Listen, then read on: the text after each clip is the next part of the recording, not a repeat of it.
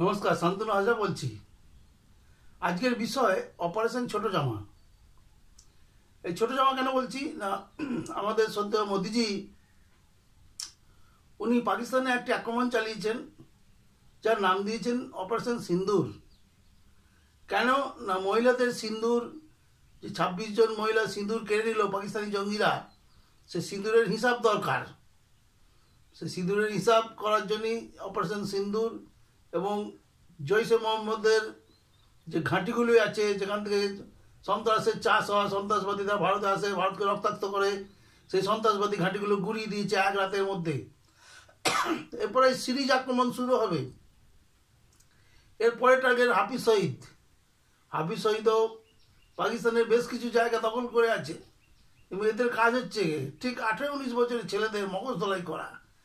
কিছু একটা কায়দা তাদের আছে, যার জন্যে এই সমস্ত 18-19 বছরের ছেলেরা ফিদাইন হামলা অর্থাৎ আত্মঘাতী হামলার জন্য নিজেদের প্রস্তুত করে নেয়, এবং তারা মরবো বাঁচবো তারা চিন্তাই করে না। তারা একটা একটা একটা বাজে আদর্শের জন্য তারা জীবনটাই দিয়ে দেয়। হয়তো টাকা পয়সা কিছু পায় তার পরিবার, কিন্তু টাকা পয়সা নিয়ে কী হবে? ছেলেই যদি না বাঁচে তাহলে টাকা পয়সার তো কোনো দাম নেই। এরপরে শুরু হবে ধরুন অপারেশন লিপস্টিক, কি অপারেশন কাজল। এর তারপরে আরও আছে আল কায়দা। আল কায়দা যে আসল সংগঠনটা, সেই সংগঠনটা কিন্তু এই জঙ্গিবাদকেই প্রশ্রয় দেয়, পাকিস্তানপন্থী তারা। 3 নম্বরে শুরু হবে অপারেশন লিপস্টিক, এবং এই জঙ্গিবাদকে ধ্বংস করবে। আর চতুর্থ অপারেশনটার নাম হবে অপারেশন ছোট জামা।